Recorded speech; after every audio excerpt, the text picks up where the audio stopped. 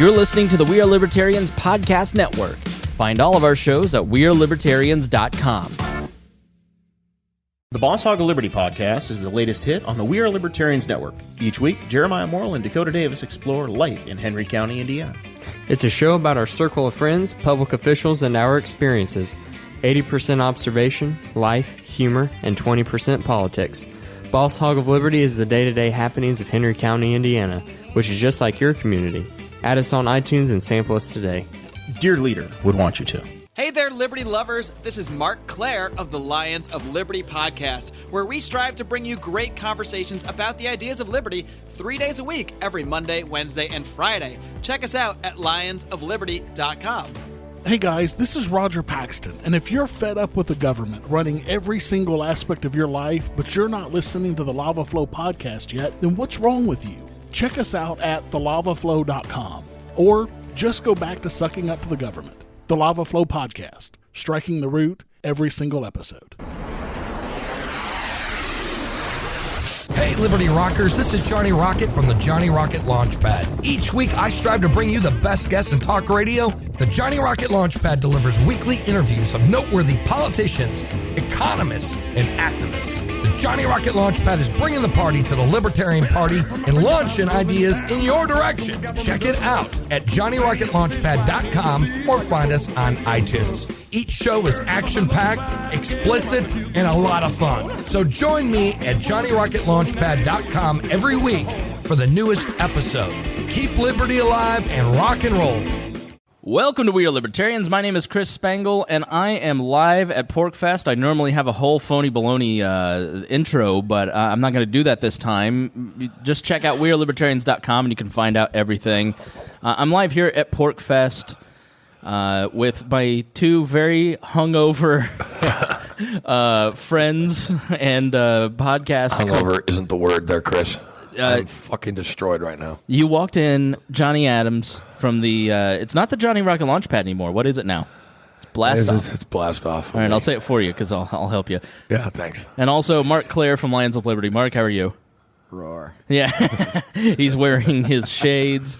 Johnny walked in like a... I'm going to be wearing these shades all day. Didn't Johnny walk in like a 75-year-old truck driver, hunched over? I thought Johnny was literally a zombie when he walked in. He literally looked like it. Your cohort, Howie Snowden from Lions of Liberty. Our audience of, well, two. Hey, how's it going, buddy? Thanks. All right, audience of one. We're an army of one. This we're gonna have to speak to Rodger about this board. This board is garbage. Fuzzy. Yeah. Yeah, it's a little garbagey. Yep. You use it. It's a trash can. Yeah. Right. Yeah. Trash can. Yamaha usually makes a good product, not this particular shortage. So we are live in the propaganda up here. I know. Well, Everyone's pushing this crypto stuff. I've never heard of it. Do you have any thoughts on it? Just kidding. I've heard of it. I've heard of cryptocurrency, mostly here. I own like 10 of them. It's the ADD is already out of control. Let me get through the intro, boys. All right. The joke is you never get through the intro. I thought that was the running gag. My ADD I thought was bad until I met these two. And Rodger I think is just as bad. Like last night, it's 4 conversations going on between 4 people at any given time. It was very, very. Let's say so we are in the beautiful mountains of New Hampshire, near Lancaster, New Hampshire, at Rodger's Campground, not Rodger Paxton's, but that's the name of it, for Porcfest, this is the 15th year of Porcfest. It is an annual gathering of libertarians and anarcho-capitalists and probably some syndicalists running around here too. Yes, and don't forget the Jesus haters here too. Oh, yeah, I saw that. But they also had there was some... they had like a problem or something. Oh, really? Oh, yeah. There was a fight? We're down the street. You've been here all week, haven't you, Johnny? Unfortunately, yes. No, actually, I'm having a great time, but that's the problem. I'm having too much of a good time, and it's starting to catch up to me now. So here I am, fucked up. I am seriously fucked up. How old are you, Johnny? I'm 40, and I feel like I'm 75. Right, okay. I knew you were probably around my age, but maybe slightly an uptick older. Yeah. And here comes Rodger Paxton, everybody. Oh, my God. Welcome. No applause whatsoever. Liberty on. Wow. We got a fuzzy board here, Rodger. You got a fuzzy board. Is this your board? That's no way to talk about Rodger's Rodger Paxton just walked in. We're doing the League of Liberty here soon. Do you want to hop on over there, maybe share with Marc? Yeah, that'd be great. Come eat this mic with me. Yeah. Let me see if I can do this little piece of magic here. Let's pause for a brief second. We just had to set up the mics. That's what's going on. It's pandemonium here. It is approximately 10:30 on a Friday morning, and I feel great. And I remember everything that happened last night, and I have been recounting it for everyone who doesn't. Marc, how much of last night do you remember? I recall everything. Okay. I'm a good drunk usually. You didn't seem like you were that drunk. No, I was all right. Johnny, I just did it for a long time, over about 14 hours. Right. And now I feel like Johnny looks. You need to drink water. Well, I'm drinking a Bloody Mary, and I've had a Gatorade already. Okay, so, all right. Yeah. Let's just say I've done this before. Okay, all right. Got a system down. I'm just worried about your hydration. You should be. As my listeners know, I'm aggressively hydrated. I've already had a half a gallon of water this morning. I'm still sweating, but that's just normal for me. I run hot, so. As I walk through this place, I don't want to be sweaty as I hug the hundreds and hundreds of women that are here. Thousands. That are flocking. By my count. So Marc Clair runs Lions of Liberty. Can you tell us what Lions of Liberty is for those who don't know, who don't listen? Well, Chris, Lions of Liberty is the only libertarian variety show out there. Okay. I don't know if that's true, but we like to say it. No, we have 3 distinct shows every week. I host a show every Monday where I interview amazing leaders in the libertarian movement or other people. I also host some debates, host roundtables, and then every Wednesday, my man Brian McWilliams, who will be here in a little bit later, he hosts a show called Electric Liberty Land, where he goes through news, current events, and that sort of thing from more of a kind of a comedic point of view. Then John Odermatt, who also will be here later today. He's actually here now. He's just, I guess, still in bed. He hosts Felony Friday. What's the O about? Odermatt. I mean, let's be honest. Yeah, not a problem. fan. Yeah. Not a fan? What do you mean? No, I'm just kidding. Everybody's favorite. I said to Marc last night, I was like, I need to feud with somebody from Lions of Liberty. Damn it. And it can't be Marc because I'm already feuding with Rodger. And so I think Howie's the best feud candidate for you. Howie seems like he can take it. Yeah, he can. Yeah. So Anyway, Felony Friday is on Fridays. That's Right. It's probably our most important show because John interviews many people that have been through the criminal justice system and have experienced all of the hardships that go along with that. So I think that is honestly the most important thing we do because he really focuses, like you do with the cost, it's a kind of a specific focus on actual kind of instances of injustice in our system. So Right. yeah, we tie that all together and we call it Lions of Liberty. There you go. And lionsofliberty.com. So I love Lions of Liberty because he and Johnny both interview a lot of interesting people. So, with my show, it's very topical and we're talking current events. And with Lions of Liberty, you get that, but you also get to hear from people who know stuff, who are like... Right, because I don't. So right. That's why I need to bring on people who do. Right. So that is a great podcast to check out. Now, enough of the advertisements. This is your first time at Porcfest, isn't it? It is. Yeah. What do you think? I've had fun. Yeah? Saw David Friedman milling about earlier. The old poon hound. That's right. To explain that joke. It's really fun even just meeting you and Johnny and Rodger, people I've known for years. It's so weird. And then suddenly the voices we've all heard have faces on them that we've also seen. It's just a very odd thing coming together. But it's exactly right. It's a hard... when I sat down across from Marc yesterday after years of hearing his voice... But never seeing you mysteriously don't post any photos or any video of yourself at all on Facebook or online. I'm not a big selfie guy. Yeah. If you stalked me, there's plenty of pictures on Facebook. I just don't do it that much. My current profile picture is He-Man with a wink face, though, so I guess that's a good point. Yeah, and so I didn't know what you really look like, and then all of a sudden your voice starts coming out of a face I didn't recognize. It's very odd. You just started melting. Right. So, Porcfest has been a lot of fun. The trip up here was just as much fun for me. I landed in Boston and drove up through New Hampshire, had lunch in Concord, New Hampshire, which is maybe the most beautiful town I've ever been in my life. It was like Pleasantville. Do you remember that movie? I've not actually seen the film. Okay. I remember its existence, though. Yeah, but perfect town. It was just beautiful and great food. The Hangover Burger at the Britain Tavern or whatever it was. And then... It took me 4 or 5 hours to get here. I think I told you guys I was going to be there at 4, and I ended up at 8. But no one's ever been more excited to see anybody than Johnny seeing Chris come in with 2 packs of Marlboro Wides. Johnny, as you can tell, he enjoys cigarettes. He and Rodger are having a smoke break right now, and he didn't have any cigarettes. He didn't plan ahead. See, like, I'm an Afrin addict, and so at all times I am constantly prepared. I always have my Afrin. So is that good stuff? It's great. It shrinks your nasal vessel. Oh yeah, it's great. It's really good stuff. We'll have to talk later. It doesn't get you high. Pop a couple of these into my drink. Yeah. I don't need to be high. I think this New Hampshire is giving me allergies too. Like, on top of the not minor hangover I have, there's a nasal situation. I went and bought Claritin D at the Rite Aid before I came, so I've got some in my car. What's the D for? It's basically like yes, it stuffs a dick in your nose, and no, it basically is pseudoephedrine. So I am all over the place. Anyways, back to the drive up. New Hampshire is maybe the most beautiful state I've ever been in. I mean, it's pretty. Yeah, I mean, you're from California. You're from the L.A. area. It's probably pretty cool too. Yeah, it's different. Yeah, we have like coasts and city skylines. Right. This is a nice mountainous background. It's like 70 and sunny and picturesque. It's beautiful. I thought about, as I'm sitting in Concord yesterday, like, I could live here. This is beautiful. But then you like realize when you see all this ads for snowmobiles, it's probably not going to happen. Right. Not going to move here. But I grew up in the cold, and one of the reasons I live in Southern California is because I was sick of being cold. And I don't really ever want to be cold again. I've been to San Diego, and it's pretty much the most perfect weather. San Diego's nice. Yeah, like San Diego, LA. It's just beautiful, perfect weather.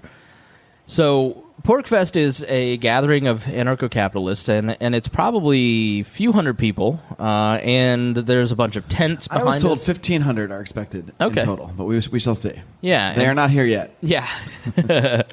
And so there's a bunch of tents. It's a campground, so there's a bunch of tents, and then people have pop-up trailers with they're selling various things, food. You had some amazing chicken from Will Coley last night. I had some awesome chicken from Will Coley.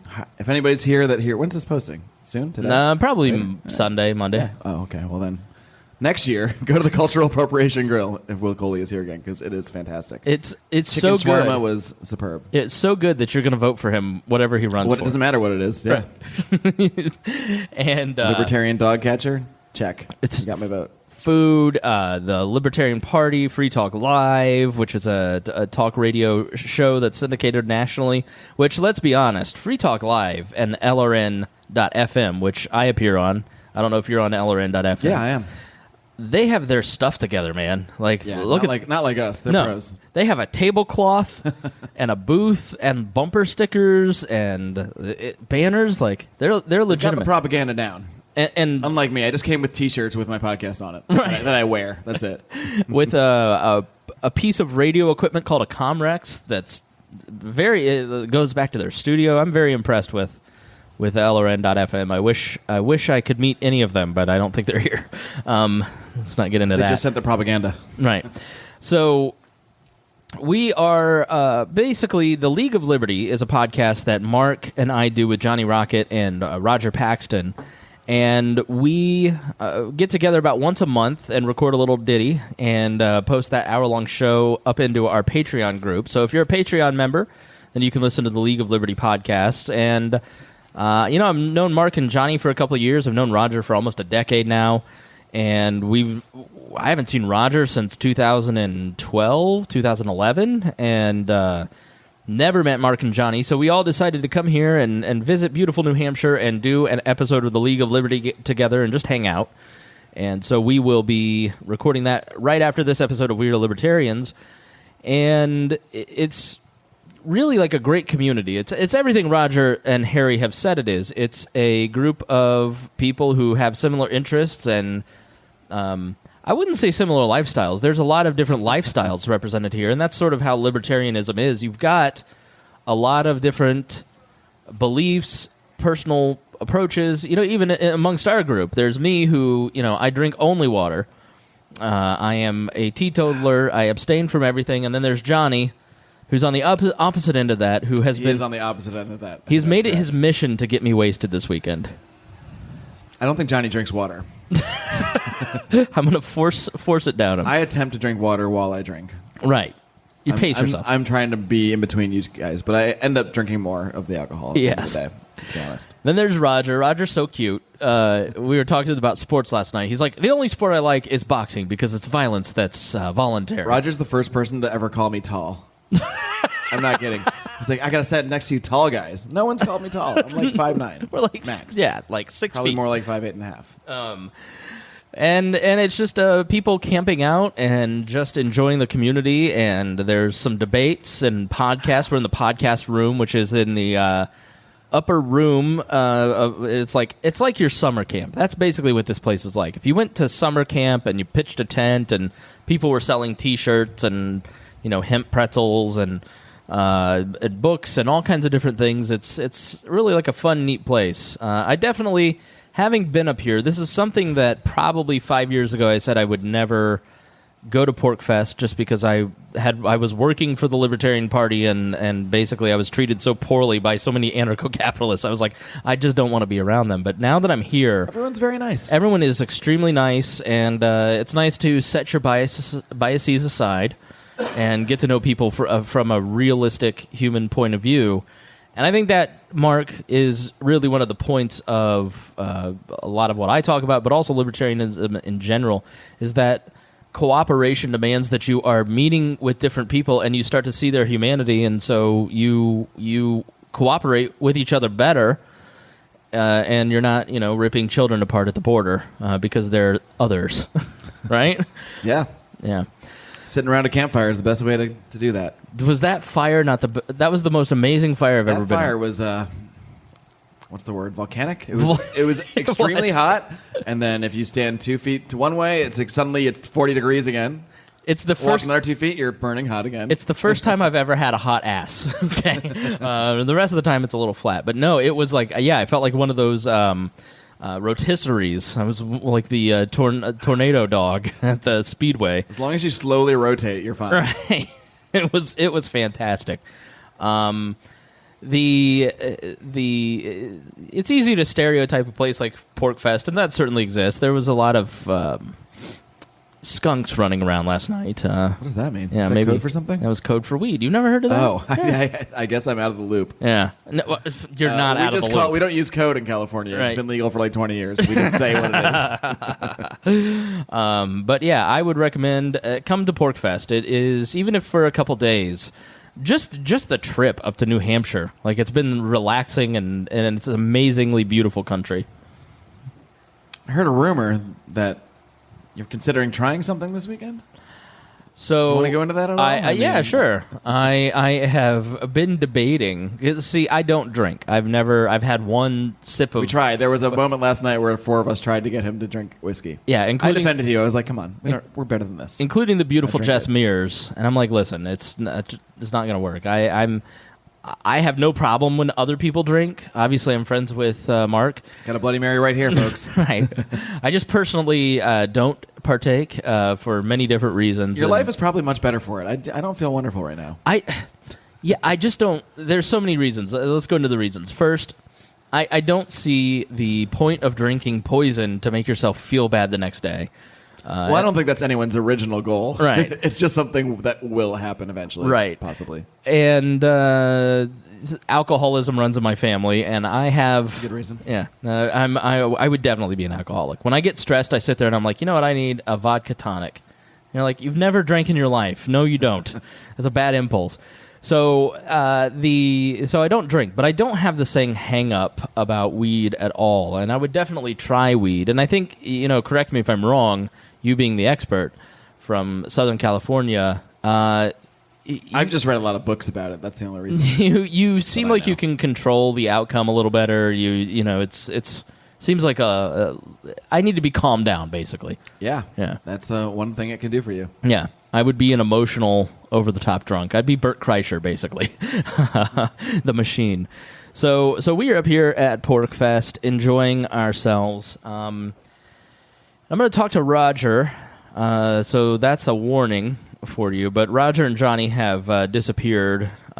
So what I want to do is, while I go look for Rodger and Johnny, I want to have a conversation with Jess Mears of the National Libertarian Party. She's up here representing. Jess and I have known each other for a long time, and she works for the National Libertarian Party. And I posed a lot of tough questions, some of which even I wouldn't let her answer because I didn't want her to get fired. But had a great conversation with her and then a Porcfest attendee named Marc about the state of the Libertarian Party. So without further ado, here's me. All right. I am here with Jess Mears, the development manager. I keep forgetting. My ADD just keeps skipping. It's Jess Mears. You're the development manager of the National Libertarian Party. That's correct. All right. Why are you looking at me like this fool? Jess and I have known each other for almost a decade. You are originally from Ohio, and so when Ohio and Indiana were part of the Cabal states back in the 2010, 2012, we got to... Don't forget about Kentucky. Oh, yeah, Kentucky. Oh, Ken Molman. What a devilish character that boy is. So, known each other for a long time, and you... I don't know what you were doing, probably insurance or banking or something boring, and then you ended up working for the National Libertarian Party. How'd that happen? Well, I actually was working in local government, so I was saved by the Johnson Weld campaign. Not many people can say that. Yeah. So working for some local government in Florida at the localist level, and then I was offered a job on the Johnson Weld campaign, and I took it, and after the campaign was over, the party was looking to hire a couple extra staffers, and I was very, very fortunate to receive one of those positions. Awesome. So what would you say you do there? I am a jack of all trades. I do social media for the party. I make phone calls to our members. I answer questions. There is never a commonality in my day working for the LP. Right, which is nice. It's got to be your dream job. Actually, it is. And I remember as a college student, I think it was in 2008, I donated money to the party for the first time. Right. I got a letter in the mail. We send out a lot of letters in the Libertarian Party. And I saw a name at the bottom of it. And I was like, wow, that is so cool for someone to be in charge of the third largest political party in America, the one that represents my ideals. I was like, I definitely want to work there someday. Right. And I've got it. How many people can say that? Yeah, no, and you travel around all the time. I mean, if you're involved in the local Libertarian Party, you probably have met Jess at some point. I mean, how many state conventions have you been to this year? I've been to quite a few. It's been a real pleasure getting to go to the state conventions and seeing how different and unique our state parties are. And they're really made up, and the character is made up of the people that are in it and the people who are willing to put the time and commitment into it. So I have been going to a lot of state conventions, and what I do there is ask for feedback.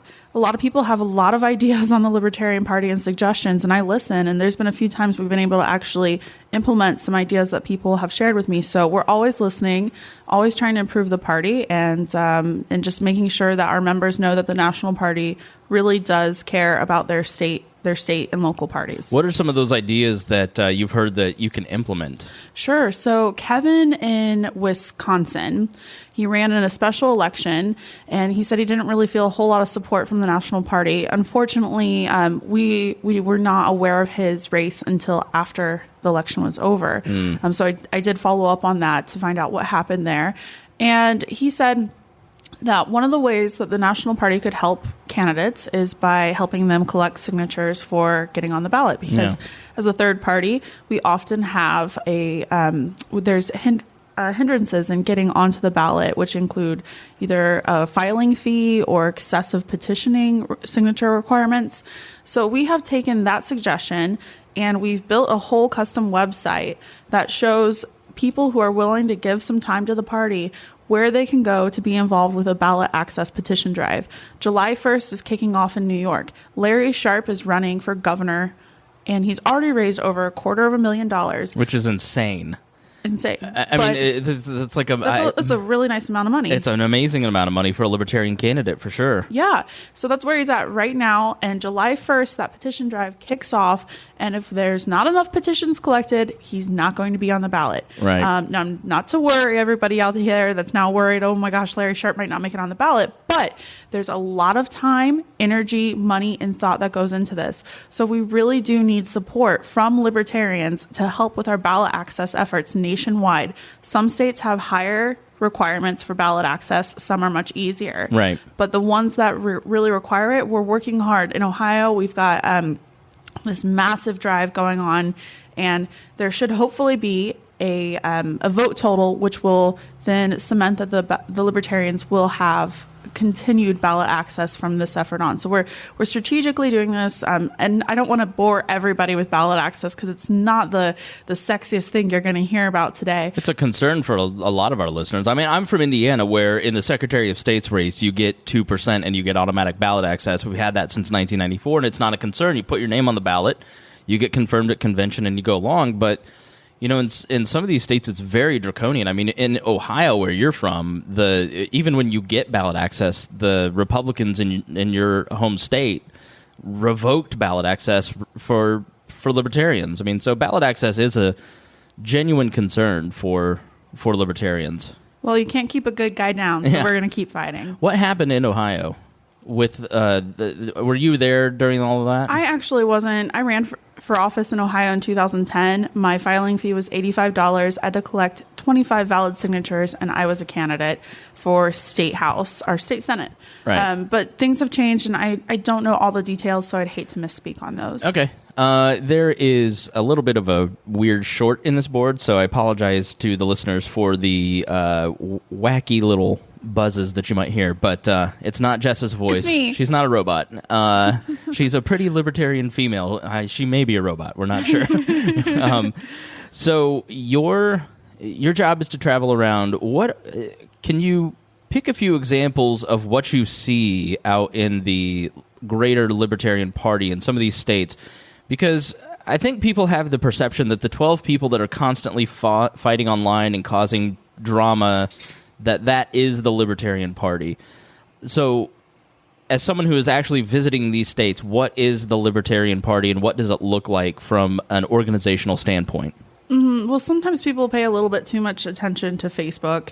And you don't say. I know. I know. But when I've been going to these state conventions and then I meet people that they probably put in a 40-hour week at their job. Right. And then probably a 20-hour week working for the Libertarian Party at the state level. Right. These people give a lot of themselves. They don't have time for Facebook wars. Mm-hmm. They're very busy being activists and growing the party. So I think you don't get to see a lot of the people that are doing a lot of the work and really trying to keep the momentum going. Those people are really busy. And if you maybe go to a state party convention or a county affiliate, you're going to see the people that really care behind the scenes and a lot less of the drama. Right. So when you say doing the work of the party, what does that entail? A lot of outreach. There's a lot of people who are registered voters. We have over 500,000 registered Libertarian voters. Our party membership is about 15,000 people. Right. And those are national party members. But it's reflective as well with the state parties. You have a couple dozen people that are really involved and then thousands of registered voters that need to be contacted and asked if they could possibly run for office or help someone run for office or come to a tabling event and just tell people about liberty. Right. Cool. So what is the purpose of the National Libertarian Party? What is the actual goal, in your opinion? I know you're just a staffer, and so you're not speaking on behalf of the party. Here, I'm asking you your personal opinion because a lot of people quibble whether the party should be about ballot access, should it be about candidate support. There's limited resources, so you can only choose one. I mean, in my mind, what I've seen over the last decade is that the party tries to do it all and doesn't do most of it well because they're splitting those efforts. But it seems to be more effective under Nick Sarwark, the office. He's hired people like yourself, Kara Schultz, for candidate recruitment. But what would you say the overarching mission of the Libertarian Party is currently, and what do you think it should be? Well, I don't think you can separate ballot access and candidate support. They have to go hand in hand because they're going to be a complete failure without one another. So you have to keep both of those things strong. That's why we're aggressively fundraising for ballot access. It's going to cost $35,000, I believe, for New York, for Larry Sharp's, and for all of the other candidates in New York as well. But that's going to be $35,000. Right. We have made some investments in additional staff this year. Kara Schultz is our candidate recruitment person. We've had a lot of difficulties with recruiting candidates due to so many different reasons. Republicans and Democrats are trying to poach our candidates. There's definitely examples of that happening out there. So she is aggressively working to help candidates get on the ballot and getting them through that process. And then we have another person named Apollo Pizzell, and Apollo is very effective at the local level in winning races, and he's working strategically on winnable races. And I don't have a whole lot of details, and I don't think those are going to be public because he is trying to keep these campaigns a little under wraps. Right. And yeah, sure. But so I'm very excited to see how this it's a project, it's a pilot thing, how this pans out. And definitely after the election or at some point, I'm sure the Libertarian Party is going to just talk so much about whatever it was that he did. I know he's doing some test messaging, some A/B testing, that kind of thing with these candidates. Yeah, and for instance, Andy Burns is doing state party support. That's something that is new. That has not been... Andy was like a freak of nature. He took Minnesota from nowhere and like made it a powerhouse, and then now he works for the National Party helping state parties. And I know even Indiana, one of the stronger state parties, has relied on a lot of Andy's talents over the last couple of years. Since I left as executive director, and you don't have a full-time person in the office, you need some functions that fall through the cracks otherwise with volunteers, and that's something that the state party has stepped in. So like I said, when I say that Nick Sarwark has improved the office, these are some of the examples. I'm not going to ask you about the chair's race. I think it would be probably career suicide and or inappropriate if I did. No comment. Yeah. But you've been around for about 10 years. And I know that you're the fundraiser for the party, so you're probably going to have a positive answer, but where do you think the party is now compared to where we were a decade ago? So when you and I were in St. Louis at our national convention, I was 20 years old. Right. And looking around at that national convention, there weren't many people my age. Right. There weren't people my gender. Mm-hmm. And the Liberty movement now has changed so much. It's so much more diverse. There's so many more young people. And it's definitely, I think I'm inspired, and I'm not backing down anytime soon. Right. I think things are for the better. I think we need to shift a lot of our messaging and our efforts onto millennials. Right. They're the biggest voter bloc right now, and they're also voting independent. 44% of millennials are registering no party affiliation. Yeah. Are there things that you'd like to see in general? I mean, there's always, by and large, I found most libertarians are, how do I put this? Not the stereotype or not the extreme ends, but are there things that we say or do that get in the way of your work as just party or non-libertarians, but libertarians in general? Like, if you could wave a magic wand and kind of say, okay, guys, listen, don't do this because it hurts growing the movement, what would those be? I'm the social media person for our Instagram account, our Twitter. We get a lot of hate. I mean, the Libertarian Party, people say it's a joke. If they could only know the amount of work that we do and the limited resources we have, that would be my magic wand. Like, this is what it's really like, guys. Right. Yeah. Yeah, just an awareness. Mm-hmm. That is an odd thing, and that's something that I try to fight on this show, and something that drives me crazy is just the groupthink and the bias that people bring towards stuff without ever actually investigating what's going on. Like, why is it cool to say the Libertarian Party is a joke? I don't know. I've always wondered that. It is in a lot of ways This is not the opinion of Jess Mears. This is my opinion. In a lot of ways, being involved in the Libertarian Party sucks because the culture can sometimes not be great, but that's purely like a concocted, it's just the way that people treat each other. Like, if you just treated each other a little bit nicer, then it wouldn't be as bad. Like, I don't get that. I don't get that strain in libertarians where they beat up on each other so much. Some of the best people I've ever met in my life are libertarians. They have thank you. become my Thank you, family. Jess. I mean, That's nice of there's you. been times where I've needed help in my life, and who was there for me? Libertarians. Right. I was just in a car accident a week ago. I got hit by a bus. You look great, by the way. Thank Yes. you. The I had tire- a little bit of whiplash. The tire tracks on your face, they blend in great with foundation. Thank you so much. Well, so I posted on Facebook, like, I just got hit by a bus. And Florida has no fault insurance laws, which I've never been in an accident in Florida. So I kind of was like, somebody help me out. Right. And, I just lost his name. Oh my gosh. Rodger Kerbel, Paxton. Steve Kerbel. Okay. He called me right away. He's like, hey, I'll help you out. I was in insurance for 20 years, and he called right away. Cool. So just quick, to make that story quick, libertarians are wonderful people, and my experience being involved with the Libertarian Party has had a lot of frustration over the years, but the reward has been so much greater.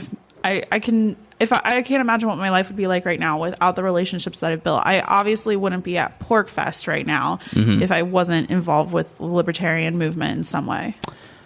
Why are you at Porcfest?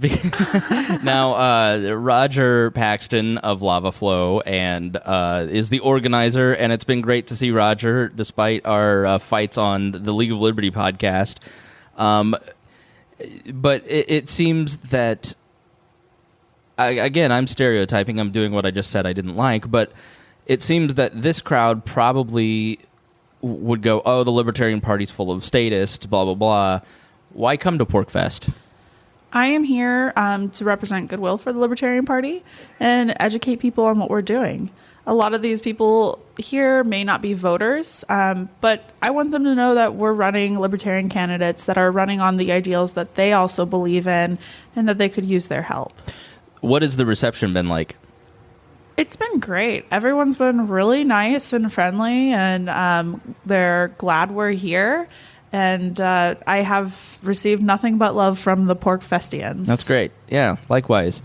Before we do your sales pitch, are you okay? If any of you have questions, I'd love for you to ask any question. We do actually have a crowd here. Very huge audience We've got here at Porcfest. 400 people. All right, I exaggerated by 396. Do you guys have questions for Jess at all? Anything? All right.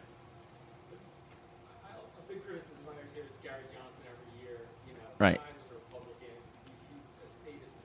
Why don't you come up here and talk into the mic? Yeah, let's actually put you on the air here. What I will have you do is state your name, and I'd love to know where you're from, what city, town, and then just that mic down there will work. He's a new dad. Looks like what? 3 months? 3 months. He's like, oh, I forgot my son, and he ran back to his seat. It happens. So we got to get real close to it because these mics that's just how they work. So feel free to ask your question. My name's Mike. I'm from New Jersey. So my problem, I was a registered Libertarian Party member for a few years. I don't think I renewed recently, but my problem just is with, I guess, the Gary Johnson candidate year after year. I just don't think he represents the Libertarian Party. I watched the debate this year with John McAfee, and I can't remember the third guy that was there. But Austin Peterson. Yeah. I think you're turning off libertarians. I think the Libertarian Party was probably looking to reach over and get libertarian-leaning Republicans with Gary Johnson, but I think you're going to lose libertarians by running candidates like that. So let's define a couple things. So we understand what framework you're working off of, because this is another problem I've found with libertarians, is that we all have different definitions of even libertarian, right? So what were specific things about Gary Johnson and his philosophy, or maybe even his style, that you quibbled with, that you found unappealing? I don't know how popular this would be, but I didn't think his stance, the whole gay couple getting the cake in Colorado. Right. That was clearly a publicity thing. I fully support all gay rights completely, but I absolutely support the private property rights, and a person shouldn't be forced to bake a cake for someone he doesn't want to in any capacity. And I did that was just exemplified my problems with Gary Johnson, just his like take the typical statist social justice warrior side of that debate. And I think it was, again, to attract the libertarian leaning Republicans, but yeah, part of what he was saying in that is that under common law, if you open a business, then it's inherent that you will serve all people. And I think he just completely botched that. That was my big problem with Gary Johnson, is that Gary Johnson couldn't articulate in an effective way exactly what he thought. And if Austin Peterson was grinning and kind of set him up on that. But I do agree with you. I mean, Gary always kind of equivocated because he was trying to be appealing to people. And libertarians generally aren't people pleasers. So, Jess, how do you address the concerns of people who were or are members who were concerned by not just the Gary Johnson campaign, but also candidates that they don't feel strongly represent the libertarian viewpoint? Well, I definitely understand your concern. My first vote in a presidential race was for Bob Barr. My second vote was for Gary Johnson. No, sir, please don't puke. Stop. The audience started puking when you said Bob Barr. And so then I voted for Gary Johnson in 2012. And by the time 2016 came around, I'm recognizing a pattern here. I'm tired of voting for former Republicans. So I actually supported Austin Peterson for president in 2016 because I wanted to support a libertarian. And I thought Austin was great at messaging. And I thought, oh my gosh, having a millennial leading our country would be such a refreshing thing for people to hear. So I supported Austin. And then Gary, of course, got the nomination. I voted for Austin. I think it's very important for libertarians that are principled to be involved with the liberty movement, because you get to make decisions on who is going to be our presidential candidate by being a delegate at our national convention. It's about 1,000 people that make this decision. The people that go from the state parties, they are generally the leaders, the people who I've been talking about, who put in the extra time making sure these state parties are growing and building. They become the delegates, and then they become the voices of all of the liberty movement on who becomes our presidential candidate. So if anybody has concerns about Gary Johnson's performance in 2016, I would just urge you to get involved within the Libertarian Party and become a delegate in 2020. Next week is our national convention. It's going to be July 29th to June 3rd in New Orleans. June 29th to July 3rd. Right. Yes, said that backwards. It's going to be in New Orleans, and this is not a presidential year, but we do vote on things like party leadership, our bylaws, our platform. We have a really great platform. If you go to lp.org/platform, you can read the Libertarian Party's platform. If there's things that you've seen it that you might want to tweak or a little bit change, that happens at our national convention with the delegates. So you can still come to our national convention if you're interested in coming to New Orleans. You definitely can. There's possibilities that you could be seated with a state delegation that didn't have everybody come. Of course, travel is difficult, so there's sometimes people that fall through. So some states will accept delegates at convention, so you can be actually a part of that. So I would just encourage anyone who wants to see something different in 2020 to become involved with the process now, because we're going to have choices. There's going to be people running for president. I mean, the party has grown so much. We are pretty much a household name now, and there will be some fantastic candidates in 2020. I was so pleased in 2016 to see 5 people that were on our debate stage at our convention, and the majority of them I would have had no problem with supporting. Right. So I would just ask you to get involved and be part of it and help make that decision. So sir, tell me your name again. I don't know if you said it. Mike. All right. And where are you from? New Jersey. Okay. All right. I'm Chris. I'm from Indianapolis. This is Jess from Florida.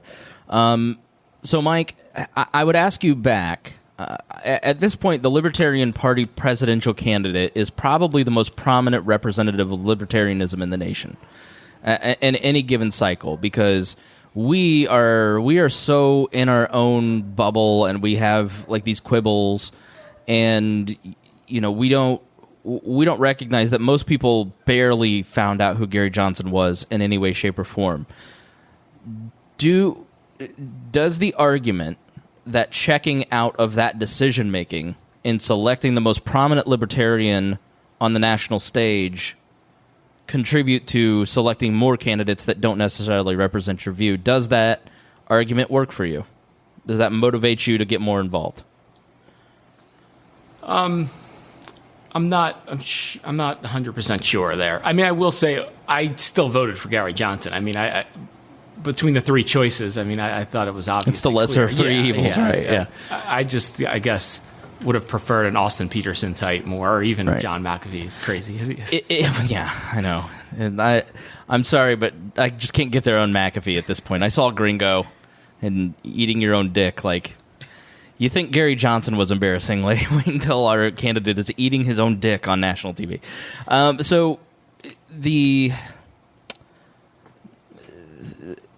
And to clarify, I believe that was a bet that he made with the general public that if Bitcoin does not reach $1 million in U.S. currency value by 2020, he will come through with that offer. And he will eat his own dick. So let me ask... 28. I forget what year it was, but... He's not eating his own dick. It doesn't matter. So... I got lost in thought there. And so I guess the question is, why did Austin Peterson or John McAfee appeal to you? I mean, in general, they just came across as more principled, what I would define as libertarian, and not like a leftover from the Republican Party. Right. So is it let's boil it down to a binary, even though that it's not binary. Experience versus understanding the philosophy. You place a higher value on understanding the philosophy versus experience. I would, yeah. Okay. And this is a trend that I've noticed. When Bill Weld came and spoke to the Indiana convention, he gave a great policy speech. And it was so uninspiring. And the crowd, even in Indiana, which is a very pragmatic state, was just underwhelmed. And I think Weld, in particular, much more than Gary Johnson, underwhelms libertarians because he just doesn't seem like he understands the philosophy. And this is a trend that I've noticed in the broader politics, is that people want their top of the ticket candidates to be more inspiring, to be more philosophical, as opposed to policy. And libertarians, I think, have kind of, I wouldn't say devolved into that same sort of tribal drumbeat, but to me, what happens if a John McAfee, who is a very principled person, gets elected, but doesn't understand who to put in his cabinet? Now, this is my problem with Gary Johnson, too. So Gary Johnson didn't have a cabinet prepared. He didn't have a policy that he really put out. He didn't, like, what are you going to do on day one as president of the United States? That unpreparedness, I think, is another huge problem that libertarians at every level have. So they just don't know what they're going to do if they actually get elected. Is that a fair criticism, Jess? As you talk to candidates, do they have an understanding of what they're going to do in their first few actions when they get elected to city council, state legislature, president? Well, that's a really strategic decision that the campaign would need to make.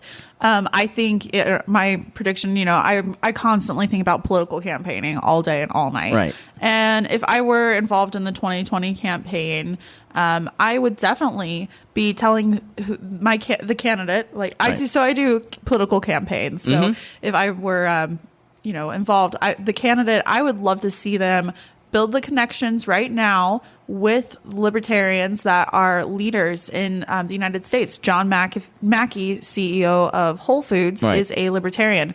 Wouldn't he make an incredible person to be in charge of a department? Yeah. Yeah. The CEO of Overstock is wandering around in the gi right now. These would be people that I think the American public would trust, and changing America, making it more free isn't that easy to explain how we could do it. But if we could put these people who, Chris Roofer runs a tomato factory. A Morning Star. Yep. Yeah. And the way he operates his business is quite libertarian. Look, if you go to Reason TV on YouTube and look up tomato, that's the Chris Roofer story. And they basically break down, full disclosure, I worked for Chris. I mean, okay. He's an amazing guy to work for. So wouldn't it be cool if we could have America? Right. So let's say the 2020 elections come around, Mike, and a John Mackey, the guy who developed Whole Foods, is the candidate, but he doesn't articulate libertarianism in a very quote-unquote pure way, maybe the way that Ron Paul created it, but he's a guy that is inherently libertarian, comes and speaks at libertarian events, has created an amazing business that has made him a billionaire, but he doesn't articulate the philosophy in the clearest way, or chooses as a strategic choice to not lead with libertarian philosophy and dogma.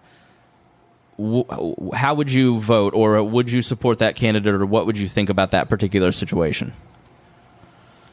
I mean, it's hard to say, but I don't know too much about him, but he seems like a libertarian. He seems like a good guy. I'd like to hear what he had to say, but I'd be willing to give him a shot. Sure. Okay. Any other questions? No, I appreciate it. Thank you. Yeah, thanks so much for coming on. Give him a round of applause. Thank you. So Jess and I ordered breakfast probably about 45 minutes ago. Oh, did you bring mine? Oh, you're so sweet. Thank you. That's so nice of you. I appreciate that. So we're gonna pause and eat breakfast, and then after we eat here in probably the next 5 minutes, I'm going to come back and I'm going to continue the conversation with Marc Clair of Lions of Liberty. Jess, you're free to stick around and talk, and love to engage with any of you guys if you guys want to come on and talk, because I'd love to talk to people who are at Porcfest. What's your motivation for coming? Why are you here? And what is Porcfest all about? So please join us after the break. Oh, so Jess Mears. I'm going to splice this so it's not so awkward. All right, Jess, thank you for coming on. I want to hear your elevator pitch. I want to hear why people should get involved. They hear so often why they shouldn't be involved in the Libertarian Party. Tell me why my listeners should be involved in the Libertarian Party and give to it financially. Well, be the change you wish to see in the world. Do you want to see the Libertarian Party always be a third party, or do you want to see us in the two-party system? Because if you would like to see the two-party system come tumbling down, it's going to take a lot of work and it's going to take a lot of support. So we need all libertarians to be supporting us. And I ask if somebody that's out there listening could just donate $25 a year to the Libertarian Party to be a member. We would greatly appreciate your membership. If you go to lp.org/June, we'll send you a shirt when you join and donate, so you can wear that and spread the libertarian brand awareness by wearing a T-shirt. Cool. And so we could just use your support financially as a member. And if you would like to take it beyond that, beyond just a membership, you can become a libertarian activist and get involved either at the county, the state, or the national level. And that is when you get to see the sausage be made. Okay. How do we do it? To get involved with your party, yep. lp.org/states. You can click on your state. It'll take you to your state party's website, and you can find some of the state. They're all different, but some of the states have their counties listed, and the county chair, you can email them and just say, I'd like to come to a meeting, and they'll give you the details. Okay. Facebook is one. If you search for your county Libertarian Party on Facebook, you can do that there. But I'll say the easiest way to get to the local level to connect with people is going to be lp.org/states. And if there's not a county affiliate, you can have the opportunity of building one. Okay. Yes, there's no chair here. Well, push it right behind you and sit down. You're the chair. That's right. You can be the voice of liberty in your own community. All right. So, Jess, I just don't have time to do that. But I'm interested in being involved, but I have a very successful podcast that takes up a lot of my time. What could I do? I'm leading the witness. You can ask people to support the Libertarian Party. You can ask people to run. You can ask people to donate. I mentioned earlier it's going to take us $35,000 to get ballot access in New York. So lp.org/ballot access is where you can go donate to our ballot access fund. And so give the gift of liberty to the LP. All right. So at the end of every show, I always give people the chance to say whatever they wanted to say, but they didn't get a chance to. The floor is yours, Jess Mears. Anything that you missed that you want to say? No? All right. I think I'm good. All right. Okay. Jess Mears, how can people follow you online? My Twitter handle and across social media platforms is Jess for Liberty. Just the number 4. Okay. Liberty. Now, as with every female that when we promote their social media, I always like to remind the creepertarians, don't be inappropriate. Unless she's into it, then. But don't be a creep, okay? All right.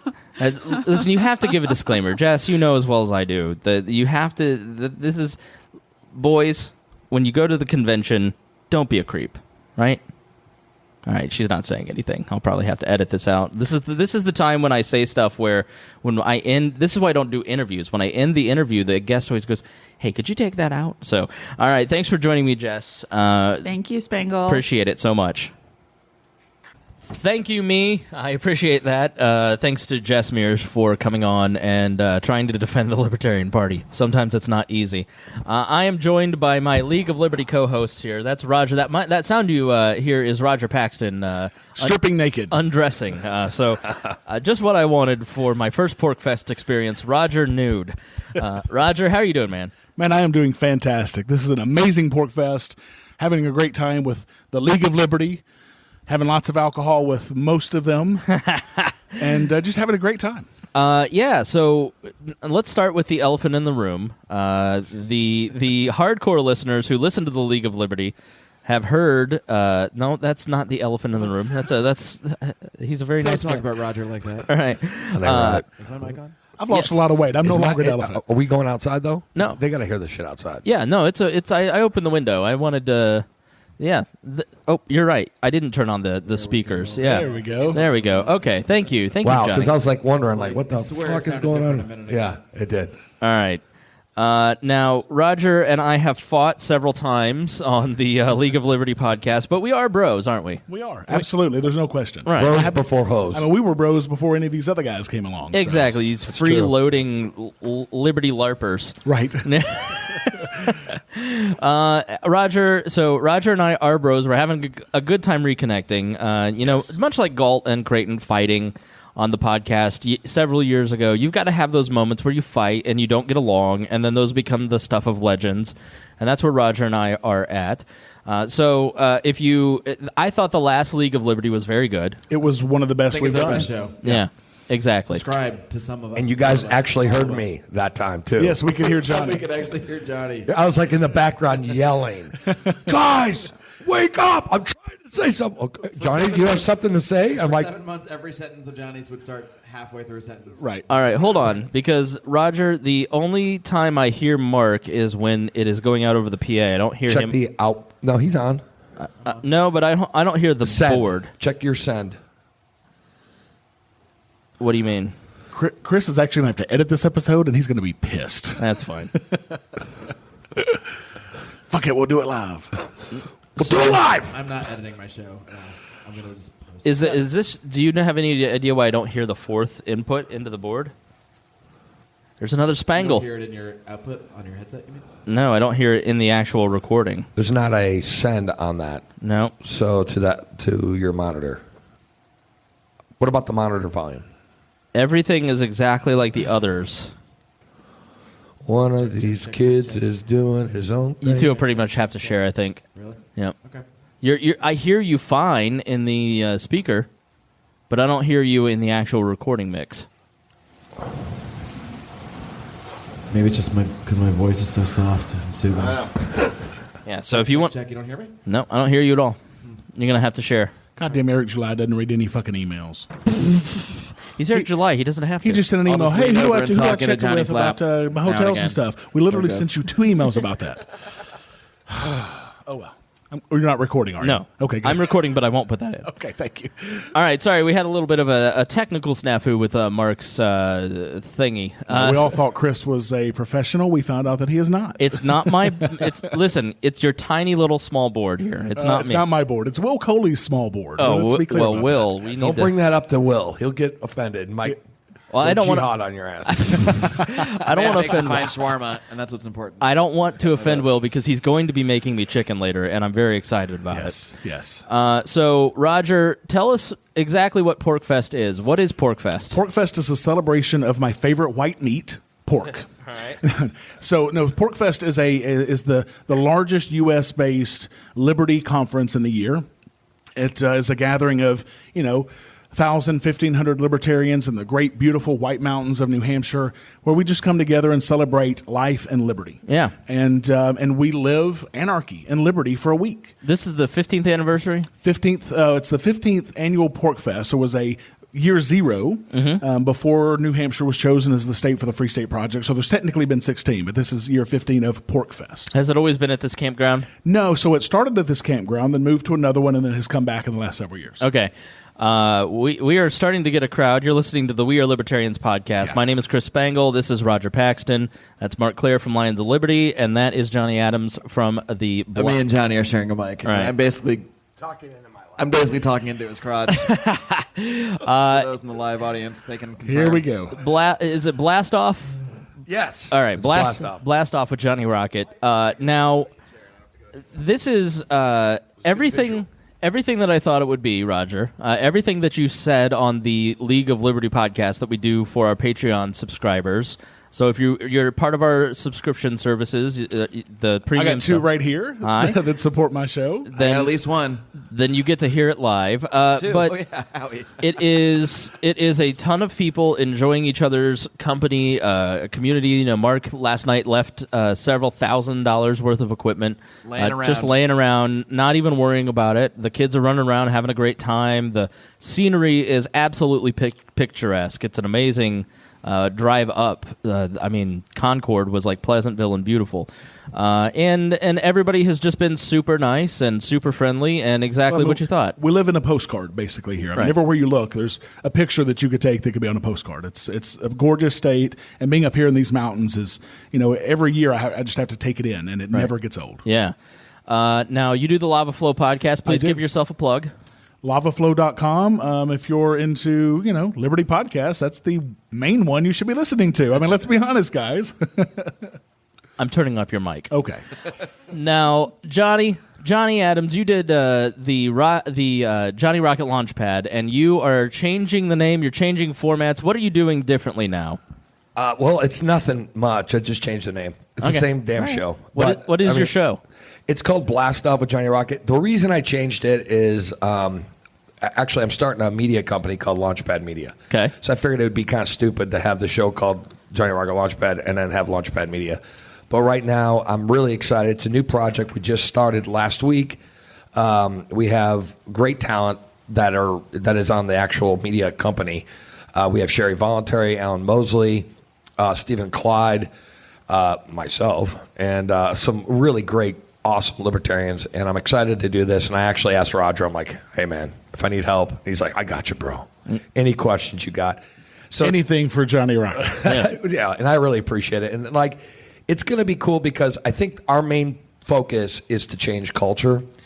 And we, instead of thinking about politics and thinking about libertarianism as politics, I think we should be talking to people of how can we sell this shit to the average, soccer mom down the road and make her want to become a libertarian and come to Porcfest next year, right? Especially if she's a MILF. And if she's hot. That's right.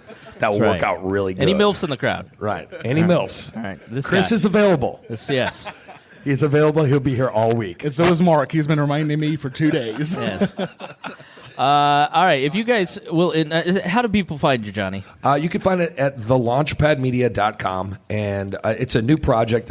Or giving out high fives to everyone at Porcfest. Yeah. That's or what kisses I did yesterday. Or hugs or whatever. Now, I gave everyone in the park a high five, and they know me now. No, so that is cool. And just to be clear, Johnny Rocket did grab my ass last night. Full-on ass grab. Did I really? Johnny, so That's I'm fucking cool. I'm if I did that, I deserve a high five. Here's the thing. I'm from Indianapolis. I'm a Midwestern Protestant, and so I'm very I'm a softie, but I'm very uncomfortable with intimacy and affection, especially between two men. I have never been more uncomfortable in my entire life than Johnny when I brought him cigarettes last night and gave me several full-on mouth kisses. He was very excited about it. Hey, it's called PR. Right. As long as you're on top, you're not. It's called prison rules. As long as you're on top, you're not gay. I thought it was publicity. Okay, all right, yeah, okay. But yeah, so we're having a great time up here in Porcfest. I know we're supposed to start the League of Liberty, but if you guys would indulge me in maybe another 5-10 minutes, I want to talk to anybody in the crowd who's been to multiple Porcfests. I want to have my audience, which I wouldn't say is we definitely have anarcho-capitalists, for instance, but I don't think many in my audience would think to come to Porcfest, so I want to hear it from people who actually have attended, why you attend, what you get out of it. So if there are any brave souls in the crowd that would like to come up and talk to the We Are Libertarians audience, I'd love to have you. While we're waiting for that, I would like to clarify that Porcfest is not for anarchists, just for anarchists. It's for all libertarians. Yeah, so we put content on from minarchists to anarchy and everything in between. So, there's going to be speakers up here that I disagree with, and I put them on the schedule because that's what this is about. It's not about me. It's not about my Porcfest. I thought you bring the whore to church, but you don't let her speak. That's exactly right. But you still gave me an hour. So, Chip, come on up. Let's have another Spangler. Let's have a round of applause for a man where we share common heritage. His name is Chip Spangler. Come on over around here. Chip, are you from the Midwest? Just okay. No, he's from Maryland. You don't want to share Johnny's lap mic? Yeah. So he may like the team. I don't know. I'm going to steal your mic, Rodger, and just kind of move this one down over. So thank you. Now, how many Porcfests have you attended? If I remember correctly, this is my 6th Porcfest. Okay, so why do you come up here? Well, for one thing, the community. I mean, the community is absolutely spectacular. And as Rodger mentioned before, I mean, the scenery, it sort of recharges me. Yeah. I live in Manchester, New Hampshire now. I mean, I used to live in Maryland for a long time, bounced around a bit, and I absolutely love this state. It's wonderful. About 5 years ago, I was at the 6 years ago, I was at the headquarters of the Libertarian Party of Indiana, where I was the executive director, and then this dude just showed up with my last name. And I thought somebody was punking me there for a minute, but he's like, yeah, I'm just moving from Alaska to New Hampshire, so I wanted to stop by and say hi. Yep. Yeah, I was actually on my way back from Alaska back to the East Coast. Right. I said I grew up in Maryland for a while, but no, Alaska's a great state. It would have been a really bad choice for the Free State Project, but it is a wonderful state. And just to be clear, Chip is also our newly elected LPNH chair. Yes. You poor soul. Yeah, that's me. You got it. I feel sorry for you. There will be counseling out back before I leave. I appreciate that. Yeah. So why New Hampshire? Why'd you move here? Well, the community of liberty is absolutely wonderful. I mean, the Free State Project chose it for a good reason. I mean, it is already a pro-liberty state, and basically all the FSP folks who've moved up here are essentially reinforcements for the liberty community that already exists. And so we're doing what we can to strengthen that and, make it the freest state we can. What is your favorite thing about New Hampshire? Oh, that's a tough question. Is it the women? Dude, Concord? So I almost got on Bumble again. I was. Oh, jeez. I don't know. I think I would just have to say the variety of everything that you can find here. I mean, you've got the seacoast. Manchester's not a huge city, but it's big enough. It's got some of those city things, and you've got this gorgeous, wonderful North Country up here. It's all stunning and spectacular. Yeah, it's beautiful. So, what's your favorite thing about Porcfest? Everything about Porcfest? Oh, geez. Just reconnecting with people that, I may not have seen in a while. Sometimes I only see them, once a year at Porcfest. And so it's a wonderful, wonderful community. I mean, it's both in New Hampshire and the folks who come from out of state. I know that some people come to Porcfest essentially as a vacation from wherever it is they're currently living. So they want to escape the nonsense that's going on in their state. And you have this free and wonderful community where people interact, where you can spend any of about a dozen different types of currencies if you want, and there's just so much available here. It's a wonderful place to be. You sound like Rodger Paxton. Yeah. Very much so. So any of you, feel free to ask Chip a question. So you keep coming back to Porcfest, and it's the community. It's in my description, did I miss anything about Porcfest that people ought to be aware of? I don't know. I mean, it's a lot of different things. I mean, it's part campground, it's part conference. It's, I know a lot of people make lifelong friendships just around the campfires every night that, they're hanging out at their tents and that type of stuff. We have musical stuff going on. We have people who want to do everything. We have a lot of instructions this year. We tried to get a CPR certification course. That didn't quite work out, but we'll probably do that again next year. I taught a 1-hour crash course in CPR, which I've done for the past couple of years. And can you show on Johnny right now, please? I would say Chris would jump all over that if it was a chick. Yeah. She needs some help. He'd be jumping all over that shit. I'm lonely. I'm not picky right now. Go ahead. No. That's probably not advisable to do it on a person who's actually conscious. I don't think they like it too much. My God, you're no fun. Sorry. This is coming from the square of the bunch. I'm very fun. I don't need alcohol to be fun. No. I'm delightful, Rodger. I have no comments.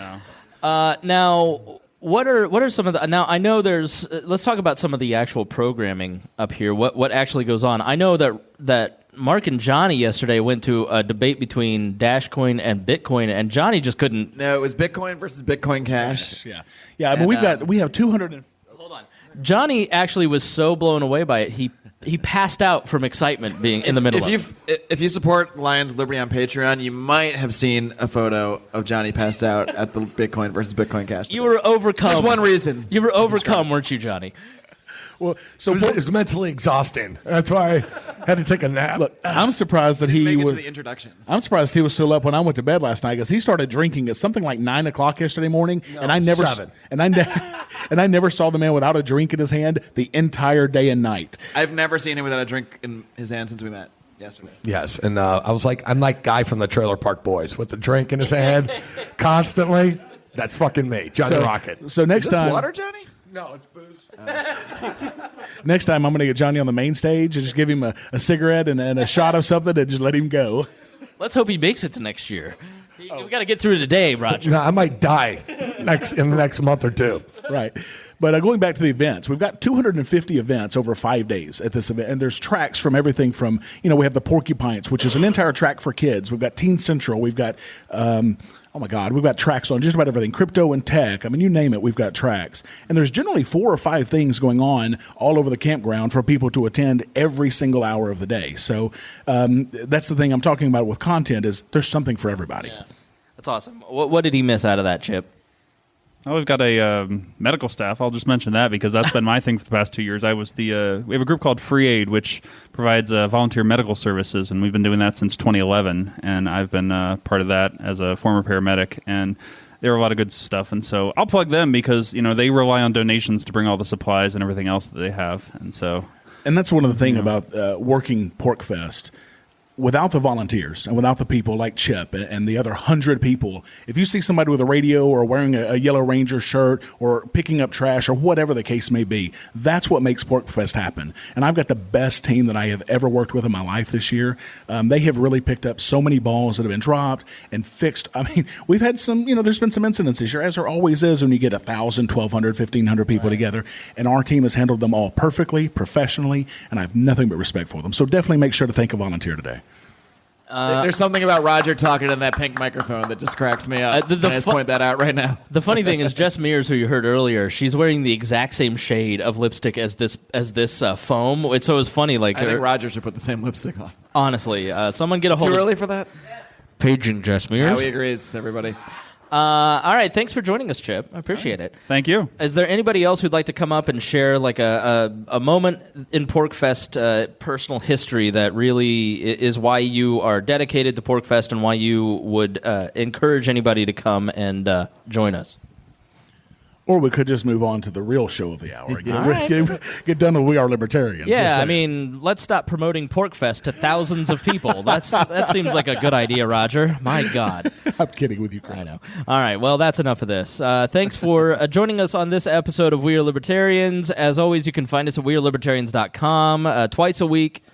For those of you in the crowd, I'm literally talking to the couple dozen people here. WeAreLibertarians.com, twice a week, where we take current events and apply libertarian principles. So please join us. And Rodger, thanks for inviting all of us up here. It's great to meet these two. It's great to see you again. And this is really what Porcfest is about. It's being part of a community and getting to reconnect in a personal way outside of being online, which can sometimes fray, I think, personal relationships. So getting to come and to learn more, subscribe to one of our shows. Right, exactly. Lions of Liberty, episode 4. But here's some contentious moments. League of Liberty. League of Liberty. Yeah. But fine young gentlemen. It's great to get to see people face to face, especially people that you agree with. For the most part, I think a lot of us feel isolated in our daily lives because this thing is very important in our life, and there aren't a lot of people all around us who get it. So thanks for putting this on, and thanks for inviting us. And it's been a great experience, and I appreciate it. Well, and thanks for coming. And I'm hoping we can make this a yearly tradition. So let's talk about that. All right. Thanks for joining us on this episode of We Are Libertarians, and we will see you in just a few days. Thank you for listening to this episode of We Are Libertarians. I'm amazed you made it to the very end, and I appreciate that. And that means that you were a true fan of We Are Libertarians, and any true fan of We Are Libertarians should listen to our other podcasts. We have a whole network of shows. We have the Chris Spangle Show, where I talk about many of my varied interests that aren't political, a lot of podcasting talk. If you're interested in getting involved in podcasting, the Brian Nichols Show. Brian talks to a lot of different folks from the left, the right, the center, the libertarian movement. If you love We Are Libertarians, you will love the Brian Nichols Show. The Boss Hog of Liberty. The Boss Hog has basically created a media empire in his small town and has taken over along with his co-host Dakota Davis. I think it's really interesting to see how they've built a media network, and I encourage you to do the same. Upward Political Training. It's a podcast where I've put a lot of training for libertarians on how to spread the message. The Cost. This is a podcast where we break down the human costs of government policy, so be sure to check that out. Raw Audio Politics, where basically I take unedited speeches and interviews and stuff that I want to listen to, and I put it in a podcast feed for you. Miranda's World. Miranda is one of the craziest human beings in a good way that I've ever met. She's so entertaining and so much fun, and I think you will love that. And who could not listen to Tad Talk? Tad Western brings you the rootinest, tootinest good time this side of the Mississippi. So be sure to check that out. He's one of the funniest human beings that I know. And if you are chubby and you need to get in shape, then you can't outrun the fork with Brett Bittner, where he talks about keto. Yes, I gave Brett Bittner a show. And you can check out a bunch of other podcasts at libertarianpodcasts.com. I have put together all of my favorite libertarian podcasts up there at libertarianpodcast.com, including our friends Lions of Liberty, The Lava Flow, the Johnny Rocket Launchpad, the Scott Horton Show is one that I definitely think you should be listening to. So go check that out. Lots of great libertarian podcasts out there. You may not know where to start. Start there. And we've also got a comprehensive list of all the libertarian podcasts I can find. Thank you for listening, and if you love We Are Libertarians, please check out all of our shows at wearelibertarians.com. Thank you for listening to the We Are Libertarians Network. Get our other shows at wearelibertarians.com.